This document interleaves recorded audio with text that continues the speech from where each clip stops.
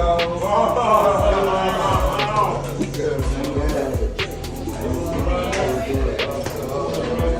the spot, my brother. Love the spot, man. Welcome, guys. Thank you.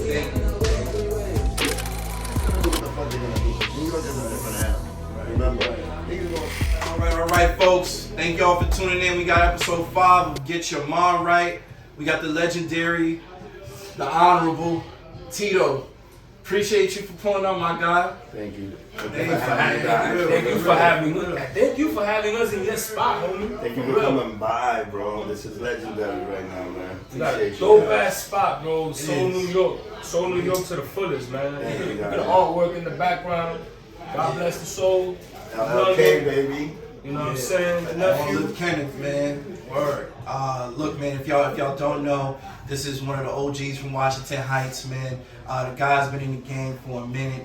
He's got such a wealth of knowledge when it comes to this, man. And we're just honored to have you here. So, you know, thank you for getting on, Get Your Mind Right with my guy. Let me see what you're smoking. You know, you already know, baby. Yes, He's sir. already smoking, too. Already smoking. Already Word. We put Never not in. smoking. Never not smoking, man. Titans Greenery in the house. You Word. already know, man. Come see us. Come see them in LES, man. Facts.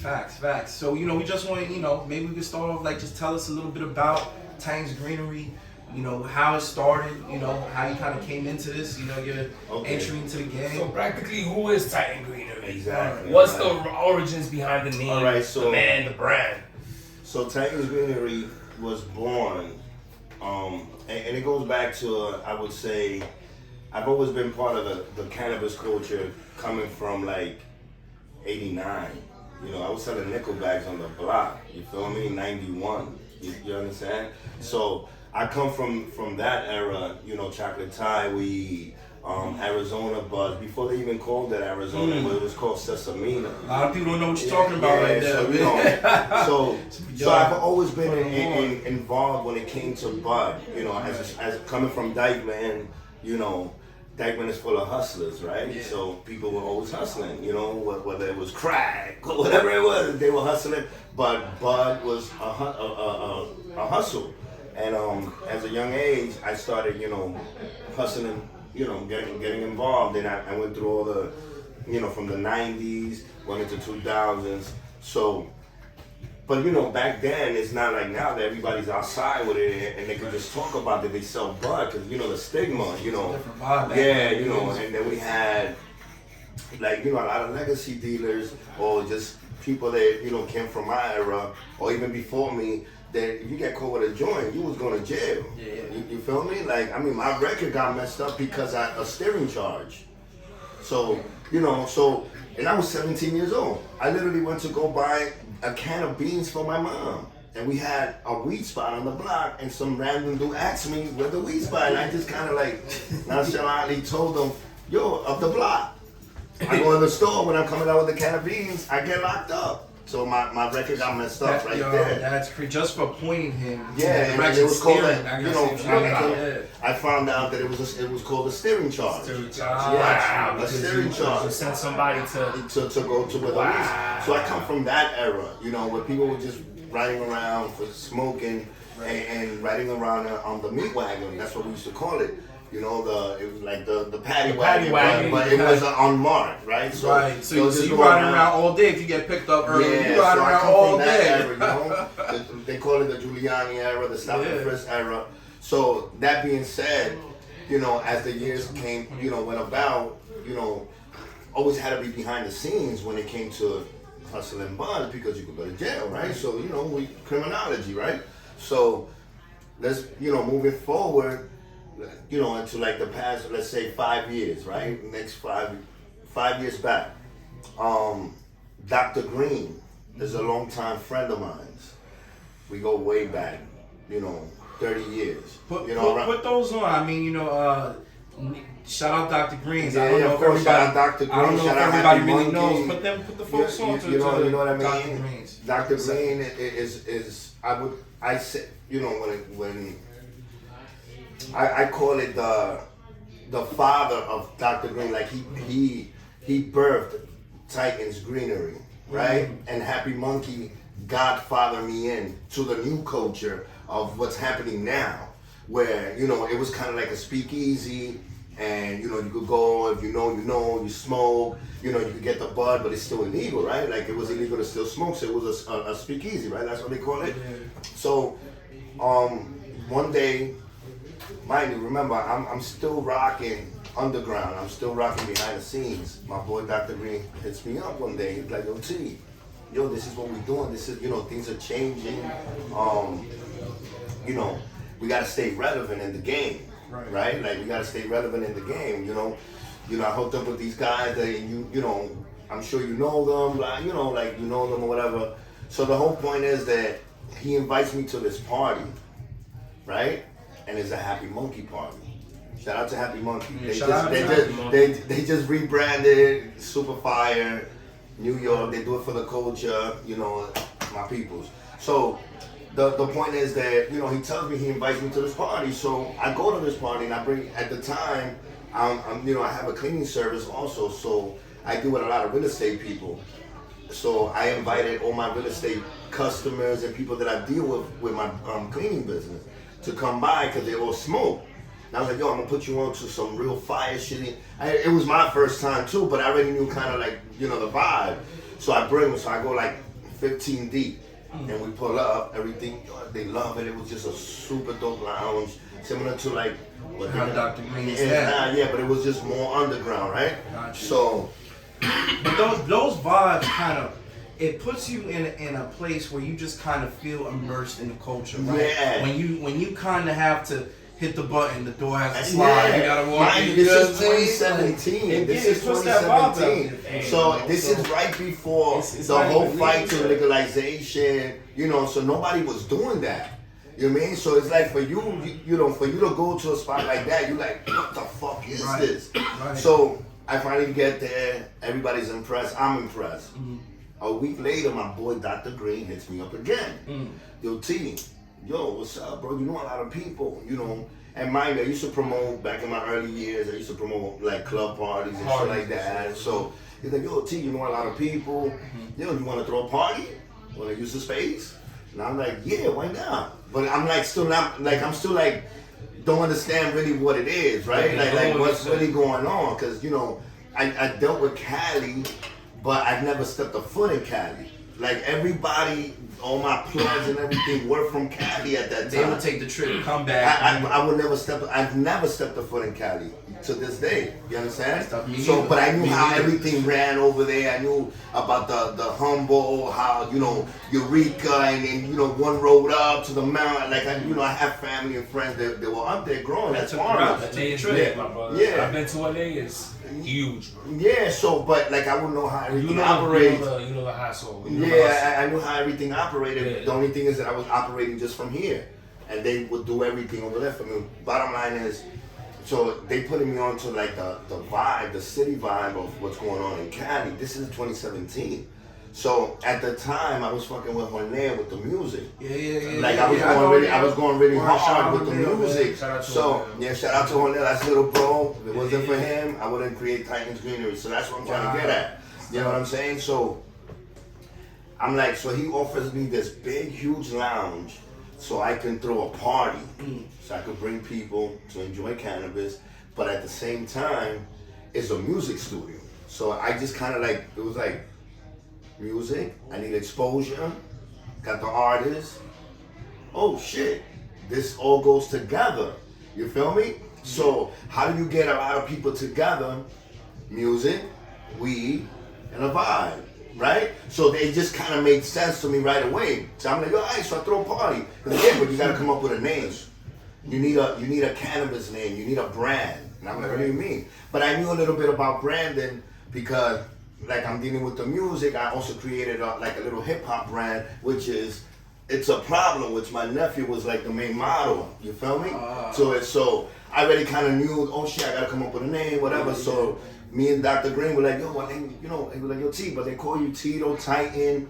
So I was like, yo, why don't we just do Titans Greenery? Yo, that sounds good. Go with it. And then the definition of Titan, it kind of fits. Yeah, right? and then that was just kind of like a nickname for me anyway, because people used to be like, yo, you move like a Titan, like, because I was a little aggressive with certain things, always hustling, so that was just my name, Titan, in Spanish, Titan, ese Titan, for the block. So that's how Titans Greenery really was born. You know what I'm saying? Like, and I said the whole history of it because it only made sense to me because I've dealt with bud since the early 90s. You get what I'm saying? So it was just a way of like, okay, so this is where it's heading, and then, like the Happy Monkey crew, shout out to Buddha Chief, Amsterdam, there was a few of them, they all started promoting days in this lounge, right? So that's how it was born. And then they kept schooling me, and then I started kind of looking into it even more as far as politically. You understand? Because I really didn't care about the whole political. To this day, I still don't. To this day, all the corporate and all this shit, just like they don't like legacy dealers, we don't like y'all either. Like, I'm sorry, whatever. Right.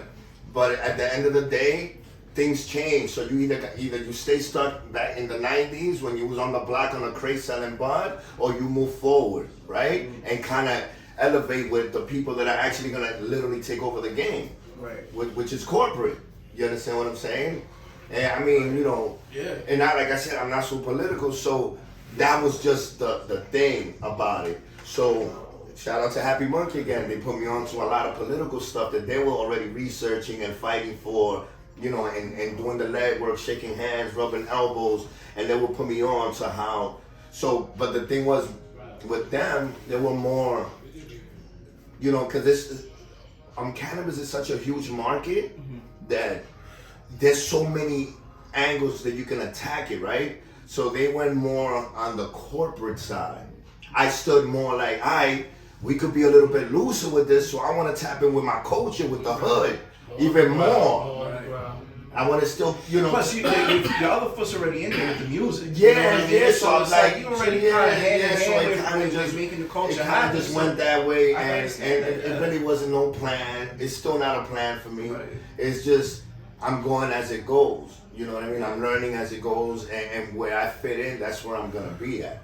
You know what I mean? So it's really about that, like, And when I first started doing the parties, that I did my first party, and it was an actual successful party. I had Hornell perform, and I reached out to actually they put me on to Woken Arts, and I always liked art.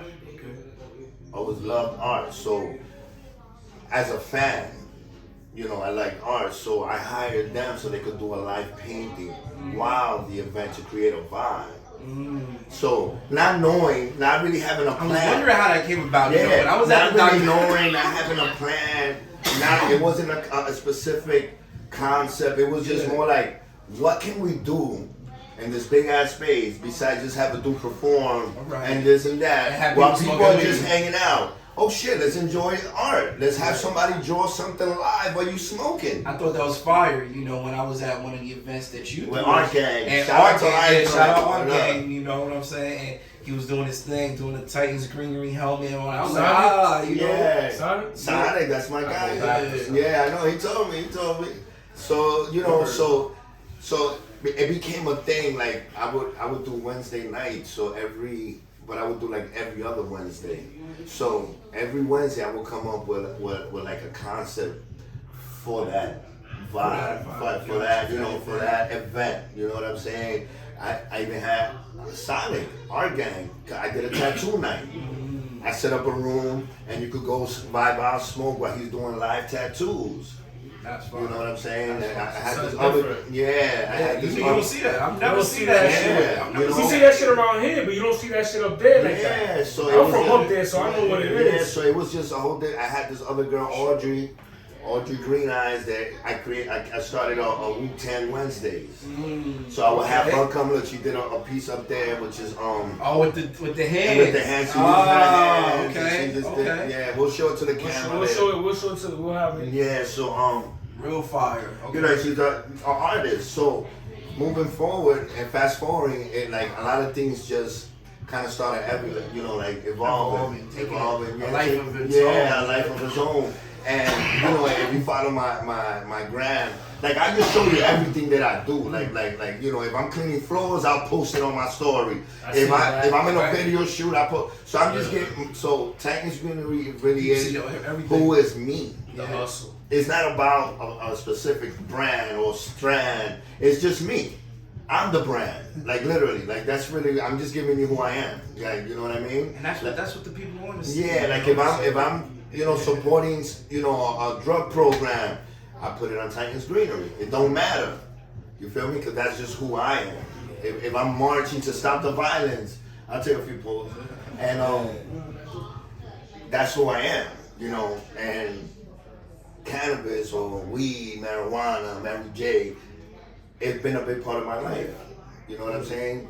So, clearly. And it helped me get through a lot of situations mentally. Like literally, because I used to party back in the days, not just smoking weed. Like I used to party, you know what I mean? Drink, do the other things or whatever the fuck I needed to do. You know what I mean? Just for that moment. So this was the only thing that really found the peace that I needed.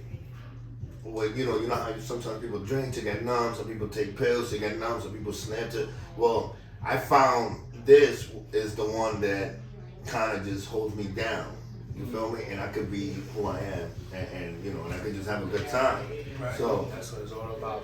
So when I started finding out like more specific situations, you know, like where you know medically it can really help you and stuff like that. So it's like okay. So this is something. That it's just not about let's get high. Just you know, there's a lot more to it. Right. Because to me, it was all dollars and cents. It was all dollars and cents. The shit got you high. The shit look fire. The shit got the fun. It's just sellable. Yeah. That was my thing. Yeah. And I'm sure a lot of dudes from my era, that's the way they used to think. It's just sellable. The people gonna line up around the block to buy this shit. That's really what mattered. I didn't care about turbs, even though that's a new thing, but I didn't care about none of that shit. It was sour haze or Arizona. And that's it. What's your flow? You feel me? What's your flow? You can buy 10 pieces of this shit. And that's it. You feel me? So to me, it was a number. Yeah. It was a number. It wasn't, like how you see how people really appreciate it now.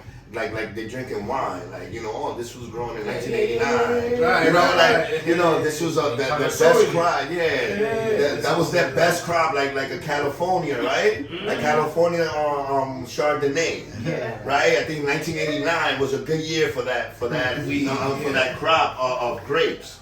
So that's what it's looking for now with the bud. So to me, it wasn't about none of that shit. It was about this shit fire, this shit could sell. How can we get this shit from Miami to New York? That was what it was about. So then, as I grew older and kind of like changed with everything, I seen the changes and the benefits and everything else besides money. Besides money, you could literally create a clothing brand and never sell a fucking a joint and sell a whole bunch of fucking sweaters that says, "Yo, enjoy marijuana" or whatever the fuck. Go crazy. And you don't have to sell a dime of weed. Because it's so big and so universal. People use it for medicine. People use it just to relax. People use it, now we got ointments for eczema, for pain, for your knees. Culture.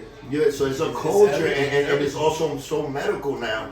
And it's always been that, we just didn't know the information. Yeah, of course, because it was always about the money. It was, like I said, I just told it blatantly. It was like, yo, can I get rid of this pack? It's all about the money. Yeah. You want to be fly. Can I get rid of this pack? Ain't nobody was talking about dispensaries and pop-up shops. None of that. The only shop that I remember was going to the Jamaicans on 127. Yo, oh yeah, Rasta, here's $5. Give me that Nick. And they would throw a little peephole thing and they would give it to you.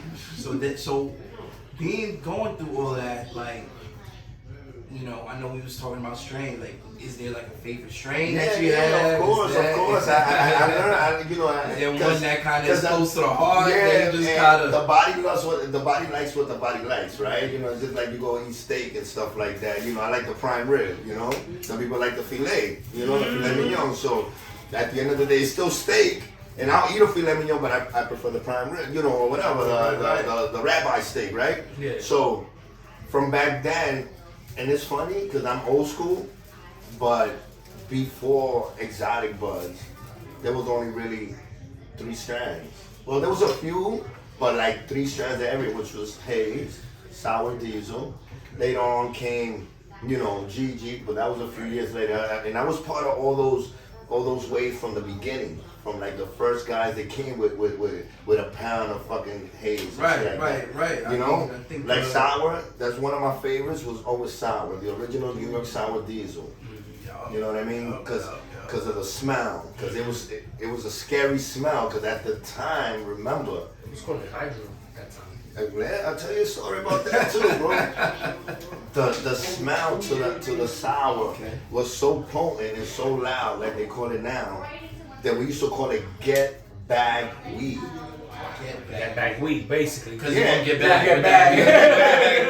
Right. So when I was introduced to the sour, it was a situation where, like I said, I was in the game. I'm sending mad pounds of haze. I'm doing a bunch of shit, and Arizona, right? So that was the game, and then the sour came in. But in between those, we had Northern Lights. We had this other bud called the Hawaiiana that it was like a 140 something, and that was like a Canadian bud type of shit, right? Canadian buds also. They've been rocking since back then. Mango piña. The mango piña was Arizona. It was the top tier of an Arizona crop. Yeah. Reggie with flavor. Again, no seeds. No seeds. So that's what I was gonna get back to. One of my favorite strands was that. I used to love smoking me a nice fucking joint of some nice fucking Arizona or mango piña. Nice and green that you would break it up. That's crazy. And a lot of people, they call it trash. They call it trash. They say it's trash. To me, it was and to me, remember, we don't got 20 strains. We didn't have Google to look it up and be like, yo, they get Kush was always so going to the back, like, because I'm gonna give you my favorites from now and my favorites from back then. As a teenager, mango piña was the it, right? And Thai weed too. Yeah, but Thai weed used to really knock me the fuck out. You know what I'm saying? So I couldn't really function. But when I wanted to get really smacked, or we didn't have no choice because there wasn't too many choices, you had to smoke some chocolate Thai, right? And get smoked the fuck out. Yeah. You know what I mean? So haze, always a favorite, for sure. Original golden haze, Afghani haze, always a favorite. But sour diesel was really one of my favorites at the time. I wouldn't even smoke a sour blunt right now, not even pay me. Not because of nothing. I just outgrew the excitement to smoke it or just the taste of it. I outgrew it, right? Even if I was to get an original sour right now, right? it's not what I like anymore. But in between those strands, there was this strand called Strawberry Cough. I don't know if you ever heard of it. Yeah. Kyle Cushman is real famous for that one, for making that popular. That bud smell like a bag of strawberries. Exactly. That bud to me was my favorite. And to this day, if I was to get my hands on something like that. Somebody recently that I knew had Strawberry Cough. I forget its lineage, but I did hear the stories of it. I heard it was like the perfect high for me. Yeah.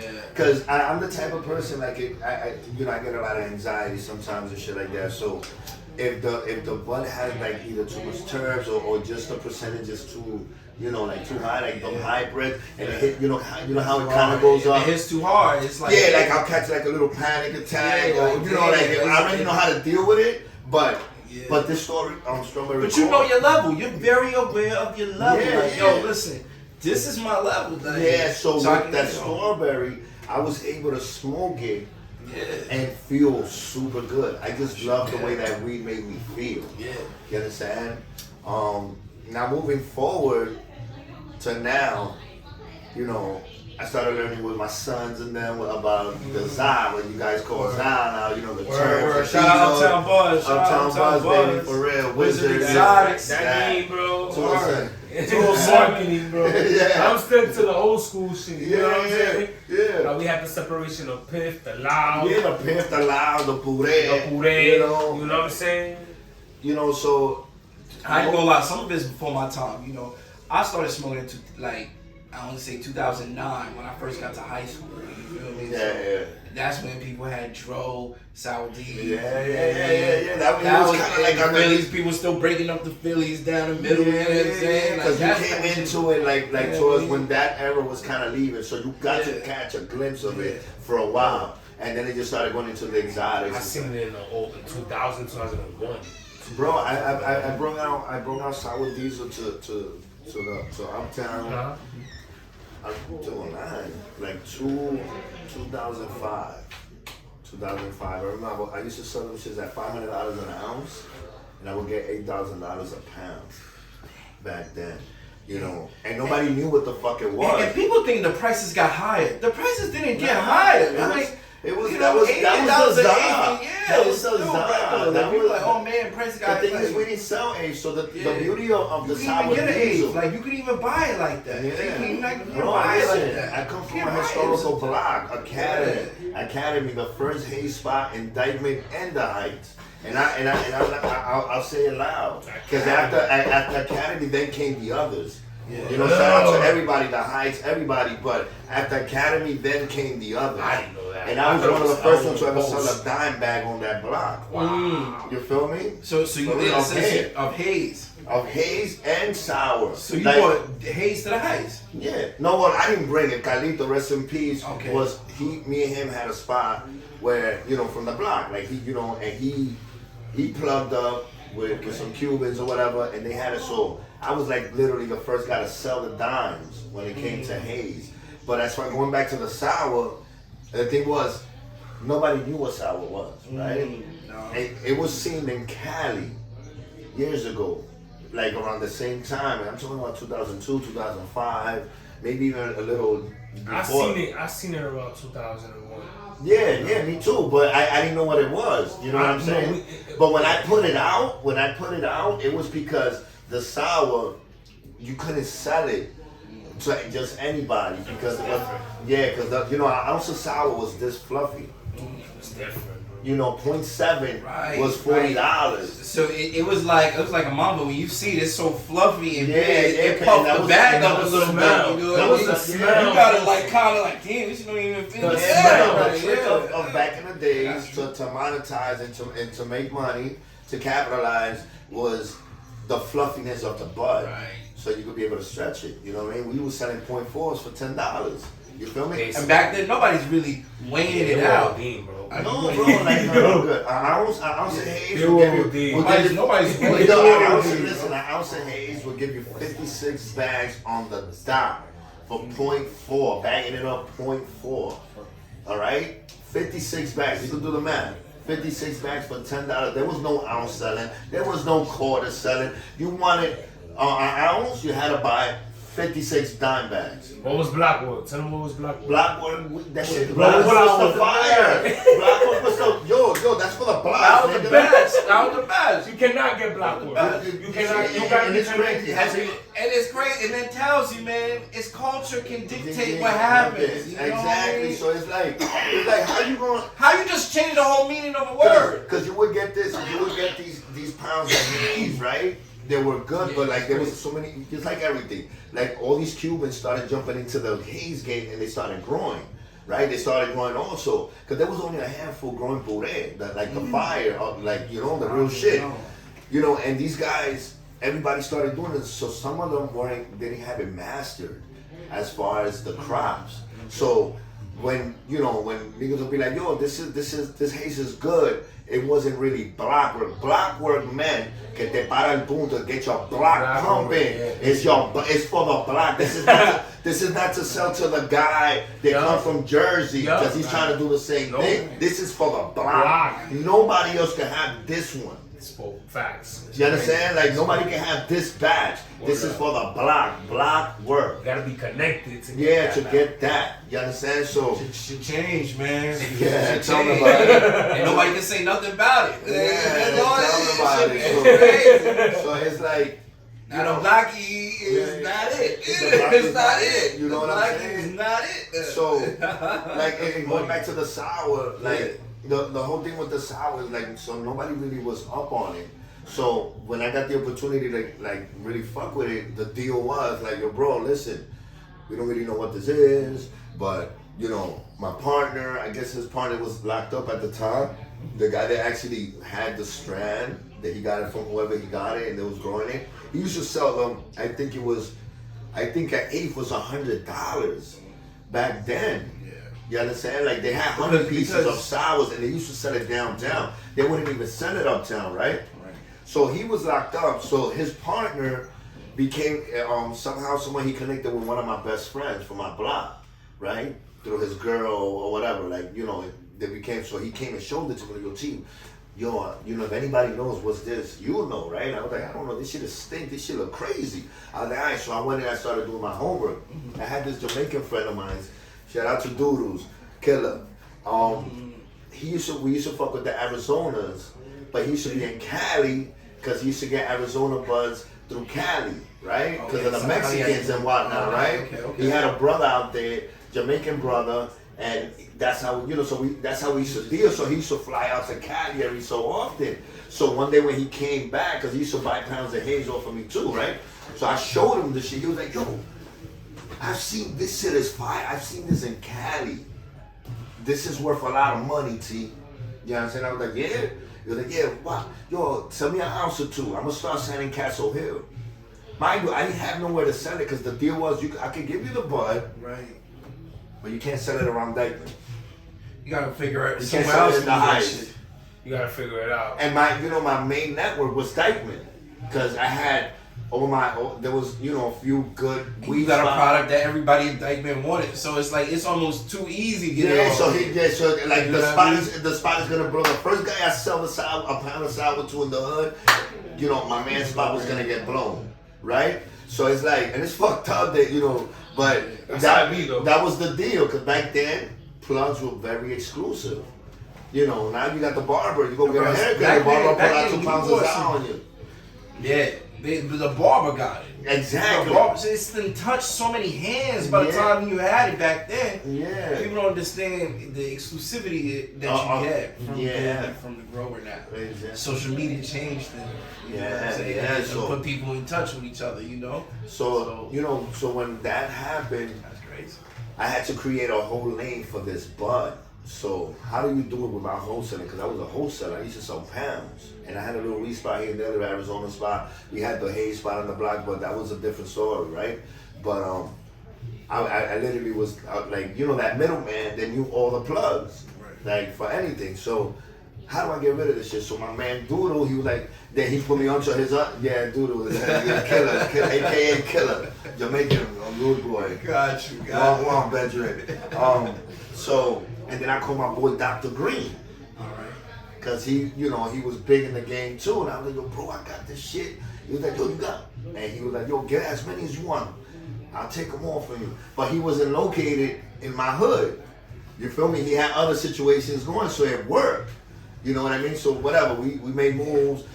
But in order for me to get it out there, the only way I was able to sneak sell it in the hood by creating a service, right? So what we did was we created $40 bags, 1.7.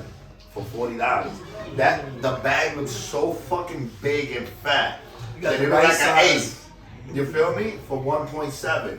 And that's how we started getting into people. Like, you know, try this, and then people actually start. Because at first they used to say, it's hydro. What's this? It's hydro. You remember? Yo, this is hydro. What the fuck is it? We supported hydro. Yeah, like what the fuck is it? Dro, like Dro. Yeah. You know what I'm saying? Straight sour. And to be honest, the Dro was really, people just didn't know, because us as Dominicans and Spanish people, we just put our names on shit. Everything. Yeah. I remember being 14 years old, riding my bike, coming from Southside Wayne, going back home, high off some dro. You know what I mean? My whole hand stink. It's on the handlebars, but the whole like, bicycle just gave smell it like that some name. dro. Like, You know what I Dominican, mean? that's your hydro, because the problem was, back then, the hydroponics was booming at the time. It was. Because what It people... was in the music. It was in the music. I still got a friend of mine, shout out to Joe, man. He still grows hydroponically right now to this day. It's dumb, right? A lot of people do it. Huh? Yeah, he does it. Right? It's not so bad. And he still got haze strands and shit like that, and he should be coming out fire. This post is old. Yeah, it's hard to scale without going that route. You know what I'm saying? Like, it's that route is easy for a lot of companies to just grow Yeah, like but that. You know, whatever. they don't have to worry about the soil, the changing. Yeah, Organic, yeah, but organic it's grows more is an intense of a. But it's more technical, I would say, with the dro, because I did a few little projects, and it was just, you know, it was harder, like, because you could lose a crop quick doing dro. Your reservoir could get fucked up, anything can happen, and that's it. Opposed to soil, it gives you more roots, it's stronger, blah, blah, you know, and you can save it easier than, because remember, guys are growing illegally on the low. Like, it's not like they growing like now. Like, yeah, I got my license to grow. Nah, this is fucking growing in the basement. Niggas been doing that building shit. walls behind another wall, stealing the electricity from the main, you know, like shit like that. That's what niggas was doing back then. So the whole point is that I created this whole flow where when people started actually trying the sour, people got hip to it. And then it just became like crack. It went crazy. Just like the haze did. Like it became like crack. Like the people just was looking for it, and then it was so limited to get. And the thing that I had and the advantage that I had at the time was that I had my best friend, one of my best friends, childhood friend, that was plugged with one of the sour diesel growers from New York, which was a Spanish dude. You understand? So that's why I was able to get $8,000 a pound at the time. You know what I'm saying? Selling about $500 an ounce. And I don't care how many ounces you wanted. 500. I might give you a little $100 discount on the buy. 100. That's it. You can't get it nowhere else. Try. I used to tell niggas try. Go ahead. Listen, Try. the price is the price for a reason. Literally, I used to tell them try. Like, go ahead, try. Try. Bro, it was to the point that people started emulating with the little hydro type of buds and start putting them on their block talking about they had sour. And I used to pull up to niggas' block and be like, yo, and go buy a dime or whatever they were selling it. And I'd be like, yo, stop downplaying the fucking sour diesel. This ain't sour. This is fucking sour. You understand? It was, you know, because it was different politics. I come from that era. Yeah. You know, that we used to pull up on blocks and be like, yo, bro, that's not sour, bro. It's not sour. Literally, that's not sour. Like, what are you doing? Yeah. You know, so, and, you know, so many different eras and so many things to where it's how it is now, where you can still play in a gray area. You don't have to be worrying about it. You get caught with 4 ounces of weed and like you're really gonna get in trouble. You know, it's a blessing, and for me to still be alive and see that shit is crazy, and still kind of be tapped in with the whole, you know, cannabis culture, and just kind of like, look, doing an interview about it, talking about it freely. You know what I mean? I wouldn't do this shit. Basically, yeah. Why not? I wouldn't talk about, oh, yo, I met Dr. Grant. I wouldn't talk about nothing like that back then. Because I get locked up. Right. You feel me? So, you know, so it's just a blessing to even be part of this, create, you know, with the whole art, create an art gallery where it's still kind of 420 friendly, you know, you can become a member, you know, and whatever. It's still kind of working into like, how do we get to the legal way of doing it, right? Because that's the point, right? That's like getting the diploma from college. Like, yo, you got a license to really literally sell this shit. Okay? Which, like I said before, I really don't care much about it. I'm just kind of here for the ride, right? Like for the okay, what's next with this shit? How do we get our foot in the door? You don't necessarily need to have a dispensary. You don't necessarily need to be able to grow bud legally. There's so many other ways that, you know, just with the knowledge you know, you could get a job in a big ass dispensary as a general manager. I mean, and you could run a shop, literally. Well, Cookies is a good example. You got them opening a retail store at the end of the smoke. Exactly. And you know it's gonna go crazy. Yeah, exactly. They're not even selling weed. Exactly. They're only selling clothes and CBD. Exactly. I think that's some shit. Exactly, and I'm sure the lives is gonna be around the corner. So, it's gonna be like Supreme just opened up. I'm gonna ask you a question. So, what's been one of the biggest hurdles, you know, in your life, you know, that you had to overcome in order for you to be where you at right now? Hurdles. I mean, one of the biggest challenges, you know. Yeah. All right. I mean, and it's not really a big deal, but I just feel like, you know, like coming from, you know, like from Dyckman, right? And all these stories I've told, I've done sold buds to from going from Academy to Post to day. I've sold somehow, some way. Either I sold a little half a pound to somebody for their spot, or they had work and I bought work off of them. And to the point that now we're branding, and you know, pretty much everybody. And you know, I could say I was one of the first, because I'm never gonna put myself as the first, because I don't know who else was doing what I was doing, because I don't concentrate on what other people do. Right. But I know for a fact that I was one of the first to put out a brand, a weed brand, coming from my hood, right? So, as far as hurdles, I would say support from my own community. You know what I mean? Okay. Like support from my own community. Like, as far as anything else, putting shit together and getting it done, I'm going through hurdles right now. You know, it's a process. Like everything is a process. Like, you know, I put this place together, you know, with the team and everything, but it was a mission. We lost money trying to put it together. The place wasn't up to par. A lot of things. So those are hurdles. Now, you know, we're creating a business. I'm learning the art situation, so it's still a hurdle.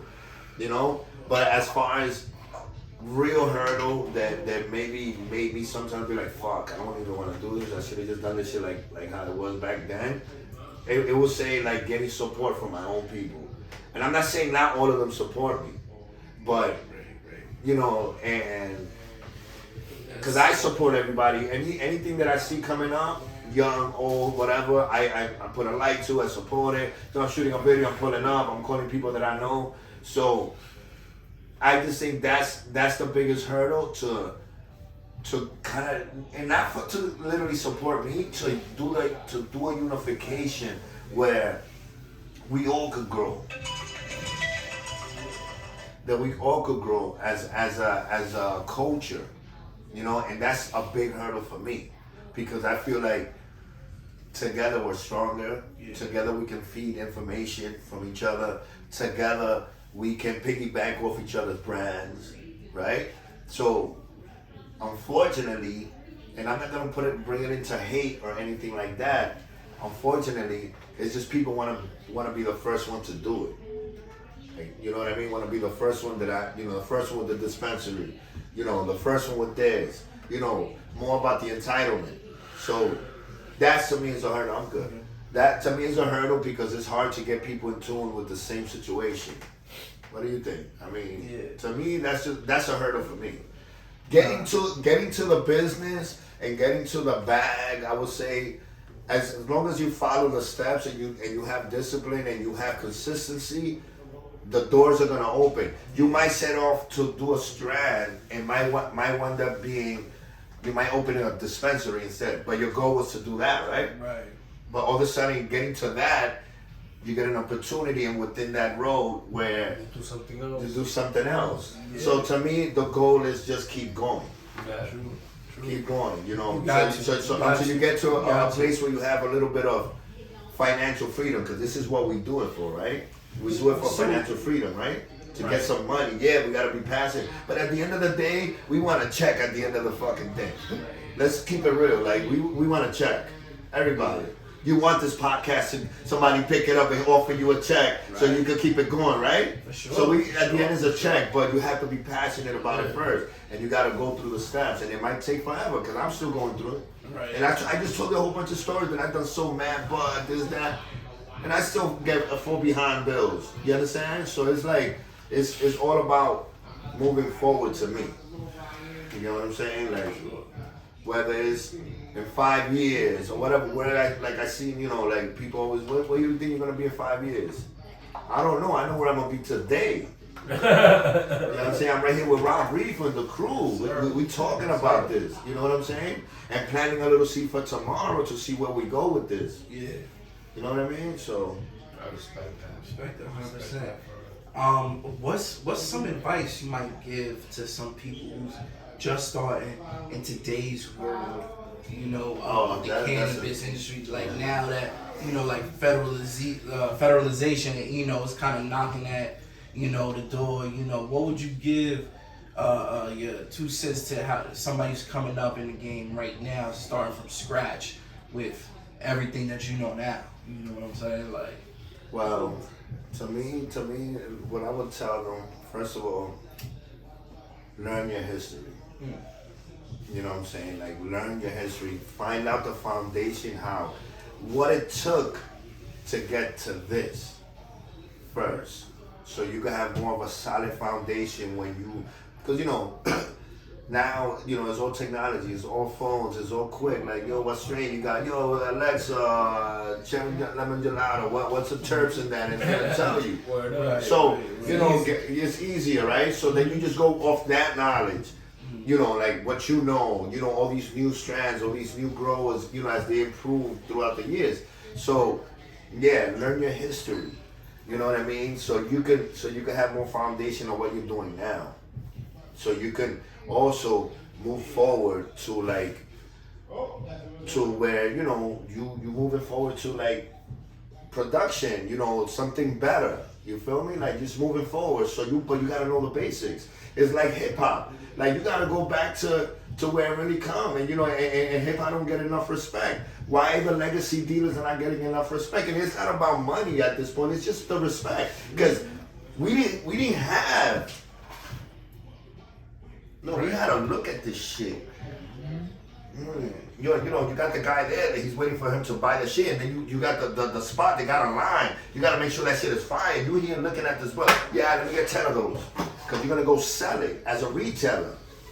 You didn't have what's the phenos in this and that. You had to know by eye and smell.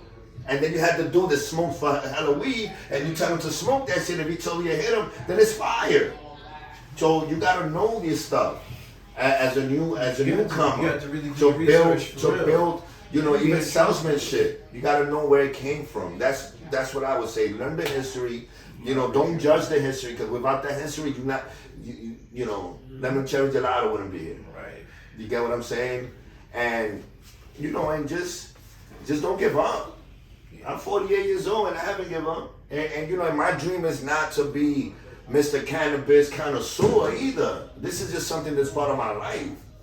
Like I told you before, Titans Greenery is Titans Greenery. It's just me. It's just part of my life. Tomorrow I could get up from here and shit go south, and I'm fucking working as a ticket man somewhere. I don't fucking know. But I'll still be smoking weed as long as God allows me. Right? No, I mean, I'm just saying, like. That's good. Word up. So I would just say, follow your history and move forward and never give up. Because you don't know what's going to open up for you, bro. You know, you could literally be an executive fucking manager in a big ass cannabis corporation and never sold a dime bag of weed, which is going to happen. Like you said, the whole federation, legalized, whatever. All that shit is all, you already know. Yeah. You know, push you out the way. Nobody knows that. They don't need that information. And that's it. This is the way it's supposed to run. This is the bottom line when it comes to corporate or just government. Because remember, now they're removing the stigma, which is okay to smoke. You understand? So, to erase what it really took to could get here, where they realize, oh shit, this is $1 billion fucking business. How do we tax these motherfuckers? How do we get these little hustlers out the way? You feel me? That's really what it is. So know your history, so you could, when you move into this new corporate world of cannabis, which you're gonna walk into fucking dispensaries if you haven't already, they look like Apple stores. You know, you can't even smell the bud. You could look at it like on some board. Yeah, maybe on a computer. I mean, on a screen. It's like you go to McDonald's. Killing the culture. Cutting the culture. Cutting the culture. Cutting the culture. You understand? Yeah, So, that's crazy. so if you're trying to jump in here and look at some history, so you can know how it really got to this. How many people got locked up for this? Mm-hmm. You gotta know where you're coming from, You know where what you're I'm going. saying? How many people got locked up for it and shit like that, you know? But yeah, man, I mean, you have said it all, my brother. For real. Like, we look up to you and see what you're doing, my brother. Thank you for the opportunity to give you the knowledge and the story and the advice that I've learned actually from my side. You know what I'm saying? Appreciate that. This is what we do. This is getting your mind right. Facts, you know what I'm saying? Getting your mind right with Titans Greenery. You know what I'm saying? And he just got our mind right now, got everybody's mind right of knowledge and wisdom and how to make it in the game and still do it at his age at 48, keeping it 100. You know what I'm saying? Look at the artwork here. Look at everything that he got. His music, drop some influence, jewels, weed, drop some everything jewels in one. You know what I'm saying? Thank you guys for coming through, man. For real, man. Appreciate you guys. Listen. Speaking of getting your mom right, what does getting your mom right look like to you? Like for Tito, you feel me? Like for you, what is getting your mom right? Like, right here, what we just did, bro. This was therapy for me, bro. Yes, sir. Literally. Yeah, you let yourself out, and I like that because I gave you me right now. Look, my shoulders are down, bro. I'm relaxed. You know, and that's how it's supposed to be, and that's why we do this because I appreciate you guys, man. You know, because you probably never had a platform like this to do this. You know, you good, my bro? We got water right here. You know what I'm saying? You know, he's getting by right for real. You know what I'm saying? You get that platform here to do what you gotta do and say what you gotta say, and that's what it's all about, man. Word. Is anybody want to shout out? I just want to shout out the whole Dr. Green family. You know, Dyckman for sure, Washington Heights, BX, Brooklyn, Harlem. Harlem was always good to me. Queens, I got family out there. You know, Queens, big shout out to Queens. Lower East Side, this is Queens where get we the at. money. And just the whole family, bro. Yes, shout out to Hornell, bro. I shout you out, bro. So, you know, everybody that I fuck with, man. The whole LLK, you know, Long Live Kenny, man. You know. Long Live Kenny, man. Long Live Kenny. For real, man. I'm just here, bro. I appreciate y'all. Appreciate you, brother. Thank you. For real, my guys. Keep doing your thing, my brother. Yes, sir. Hopefully y'all put one in the end. Y'all got your mind right. Listen, man, we're gonna drop all the handles in the caption. Look out for it. It's episode 5. Getting your mind right. Tito, Big Titans Greenery. You already know.